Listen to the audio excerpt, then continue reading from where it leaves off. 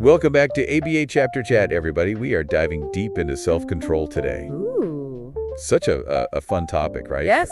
Something I think that we can all relate to a little bit. Definitely. And we're cracking open Skinner's Science and Human Behavior. Yes, we are. To look at what self-control actually is from an ABA perspective. Yeah, it's so fascinating because we often think of self-control as this kind of mysterious willpower thing. Right. You either have it or you don't. Yep. But science and human behavior presents a different viewpoint, Okay. one that's really rooted in behavior analysis. Let's get right into it then. Okay. How does science and human behavior define self-control? Well, the book emphasizes that self-control, like any other behavior, is learned. Okay. It's not some innate quality. Right. Instead, it's a set of actions that we take to manage our own behavior. So it's less about this idea of willpower and more about learning specific skills and strategies. Exactly. Think of it this way.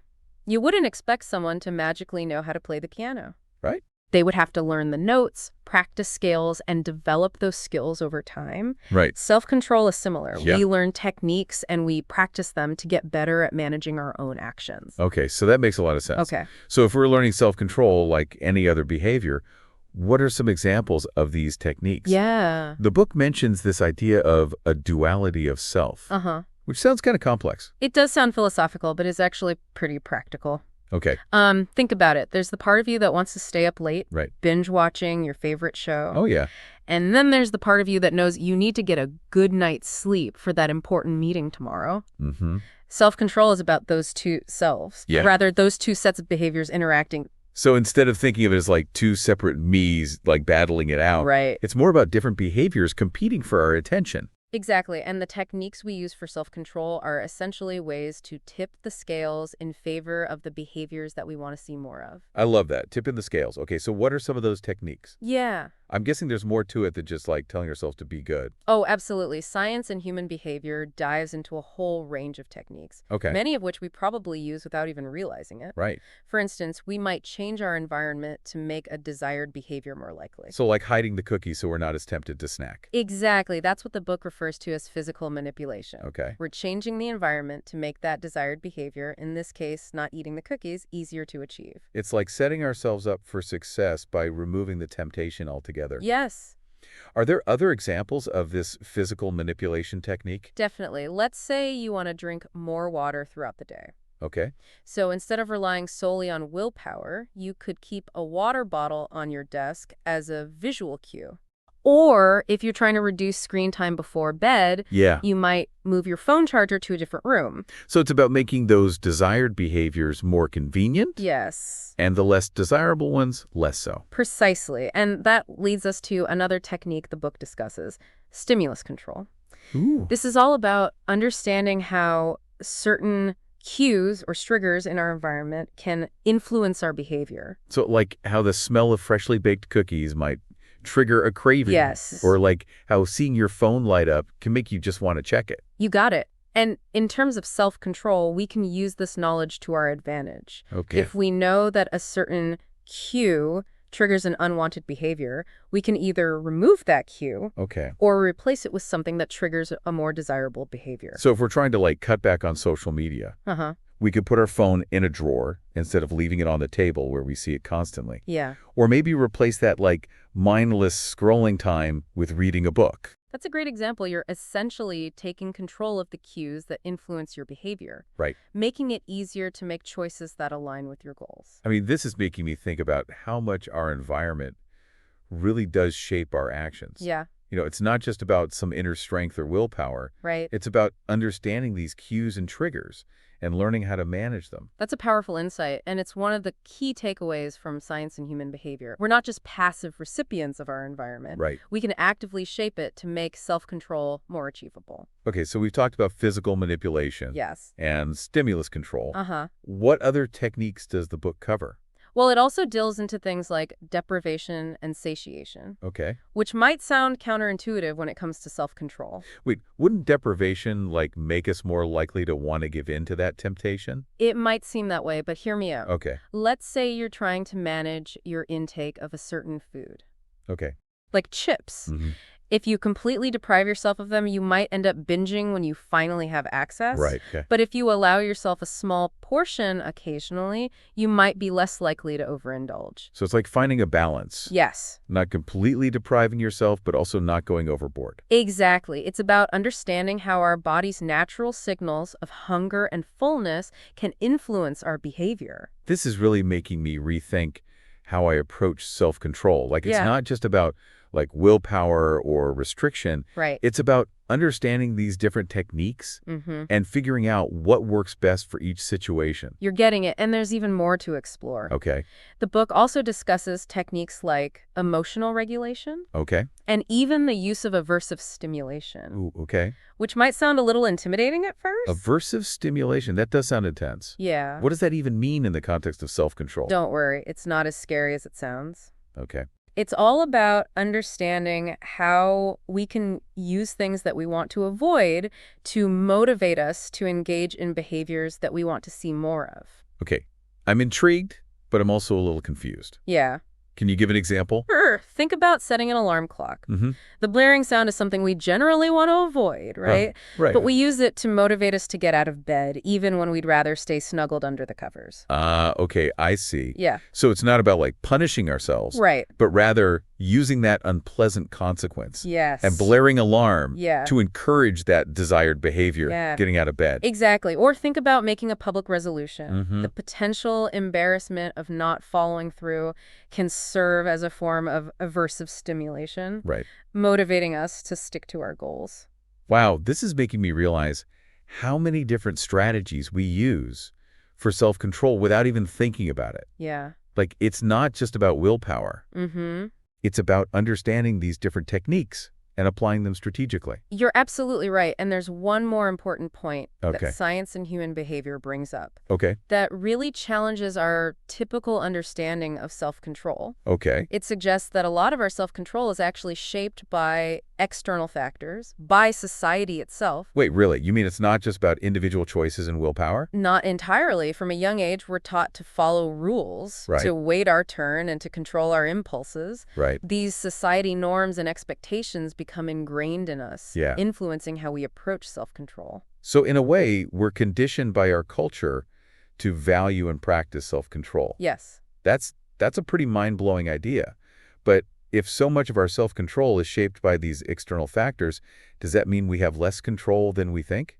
It's not about having less control. Okay. It's about understanding the interplay between our individual choices and the powerful influence of our environment. So it's not a black and white issue. It's more nuanced than that. Absolutely. We're not simply puppets of our culture. Okay. We still have the capacity to make choices and exert our own willpower, but by recognizing the role of societal influence, we gain a deeper understanding of the forces at play. This is making me think about how different cultures might approach self-control in different ways. Yes. Are there examples of how cultural norms shape those behaviors? Definitely, some cultures emphasize delayed gratification more than others, Hmm. while others prioritize social harmony over individual expression. Hmm. These cultural values inevitably influence how individuals within those cultures approach self-control. That's such a fascinating point. Yeah. So understanding those cultural influences can help us be more aware of our own biases and assumptions about self-control. Absolutely. It encourages us to see self-control not as a universal standard, but rather as a set of behaviors shaped by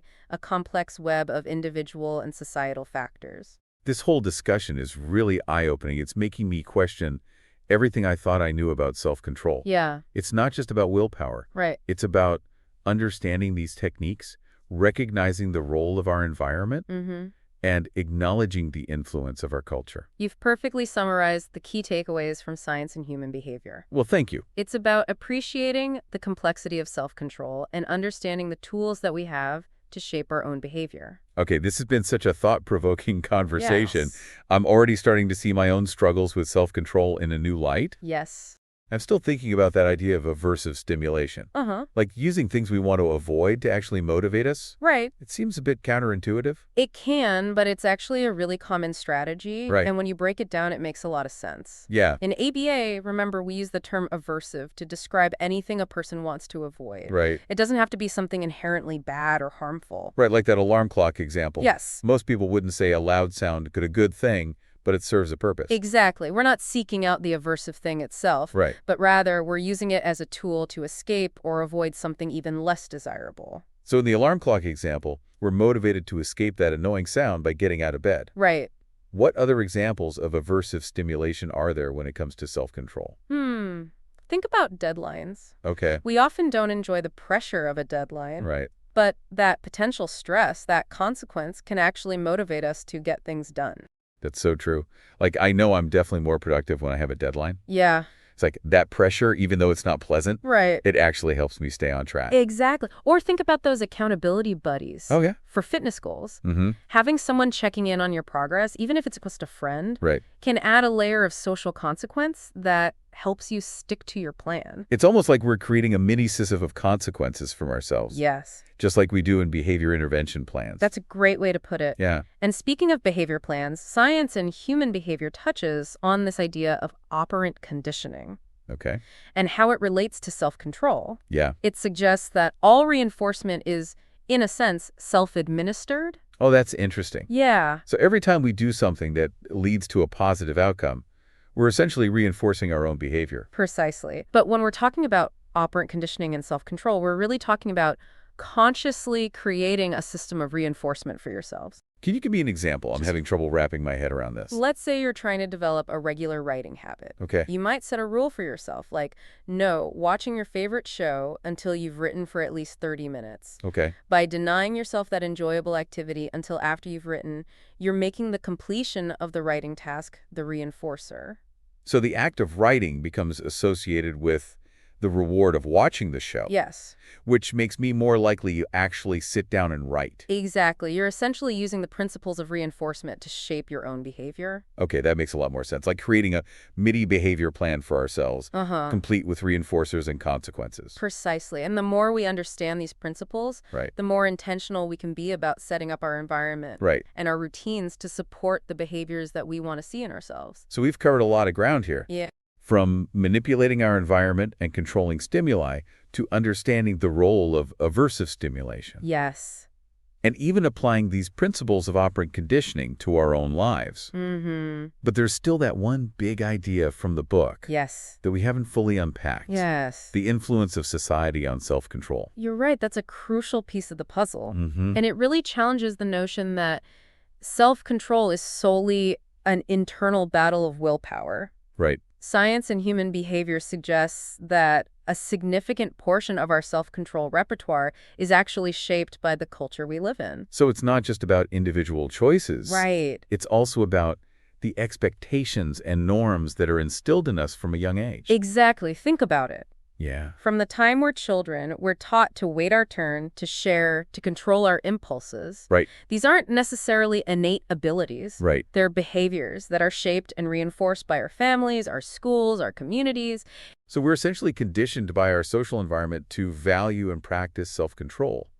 That's such an interesting perspective. It is. But if so much of our self-control is shaped by these external factors, Yeah. does that mean we have less control than we think? It's not about having less control. Okay. It's about understanding the interplay between our individual choices and the powerful influence of our environment. So again, it's not black and white. It's more nuanced than that. Absolutely. We're not simply puppets of our culture. Right. We still have the capacity to make choices and exert our own willpower. Right. But by recognizing the role of societal influence, Mm-hmm. we gain a deeper understanding of the forces at play. This is making me think about how different cultures might approach self-control in different ways. Yeah. Are there any examples of how cultural norms shape those behaviors? Definitely. Some cultures emphasize delayed gratification more than others, Hmm. while others prioritize social harmony over individual expression. Right. These cultural values inevitably influence how individuals within those cultures approach self-control. That's a fascinating point. So understanding those cultural influences Yes. can help us be more aware of our own biases and assumptions about self-control? Absolutely. It encourages us to see self-control not as a universal standard, Right. but rather as a set of behaviors shaped by a complex web of individual and societal factors. This whole discussion is really eye-opening. It's making me question everything I thought I knew about self-control. Yeah, me too. It's not just about willpower. Uh-huh. It's about understanding these techniques, Right. recognizing the role of our environment, Mm-hmm. and acknowledging the influence of our culture. You've perfectly summarized the key takeaways from science and human behavior. I feel like I'm learning so much. It's about appreciating the complexity of self-control and understanding the tools we have to shape our own behavior. This has been such a thought-provoking conversation. It has. I'm already starting to see my own struggles with self-control in a new light. Yeah, And I'm excited to explore these ideas further. me too. We've been having such an insightful discussion about self-control, We have. exploring all these different techniques and perspectives from science and human behavior. Mm-hmm.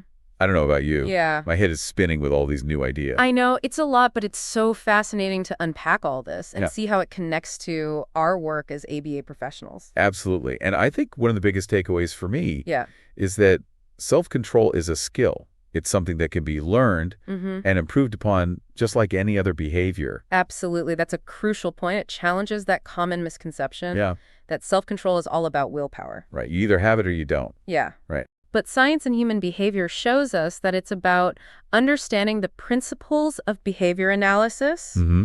and applying them strategically Yeah. to manage our own actions. So instead of getting frustrated with ourselves or our clients Right. when those self-control challenges come up, Yeah, we can approach them with a more informed and compassionate lens. exactly. Understanding that self-control is a learned behavior, Mm-hmm. we can focus on teaching those skills, Yeah. breaking them down into smaller, more manageable steps, and creating those supportive environments Right. that set everyone up for success. That's such a powerful shift in perspective. So like, instead of seeing those struggles as personal failings, Right. we can see them as opportunities for learning and growth. Exactly. And think about all those techniques we discussed. Yeah. Manipulating the environment, controlling stimuli, utilizing reinforcement strategies. Yeah. Those aren't just abstract concepts. Right. They're practical tools that I can use Mm-hmm. to support our clients in developing their self-control repertoire. Yeah. Like we're taking those core principles of ABA and applying them to ourselves Exactly. and those we work with. Yes. It's empowering to realize that we have these evidence-based strategies Mm-hmm. at our disposal. Absolutely. And I think that recognition of societal influence adds another layer of understanding and empathy. Yeah. It reminds us that our clients' self-control behaviors are shaped not just by their individual experiences, Right. but also by the cultural norms and expectations that they're exposed to. So we could be more sensitive to those cultural factors. Yes. And tailor our interventions accordingly. Exactly. By considering those broader influences, we can develop more effective and culturally responsive support strategies. This whole conversation has been really eye-opening. I agree. It's given me so much to think about, both personally and professionally. Me too, and I hope our listeners are feeling the same way. Yeah. It's a topic that impacts all of us, Right. whether we're working directly with clients, Right. supporting families, or even just navigating our own daily lives. Right. So to our listeners out there, here's a question to ponder. Okay. Now that we've explored all these different facets of self-control, what's one small step you can take today to apply these insights, either for yourself or for those you support? That's a great challenge. And remember, it's not about making drastic changes overnight. It's about taking those small, intentional steps, those little wins that build up over time. Absolutely. Whether it's tweaking your environment, setting up a reinforcement system, or simply being more mindful of those triggers and cues, every small step counts. Yes. And as always, we encourage you to share your thoughts and your experiences and your questions with us on our social media channels. We love hearing from you and learning from your insights. Thanks for joining us on this deep dive into the fascinating world of self-control. It was fun. Until next time, keep learning, keep growing, Right. and keep those ABU conversations going. And keep diving deep.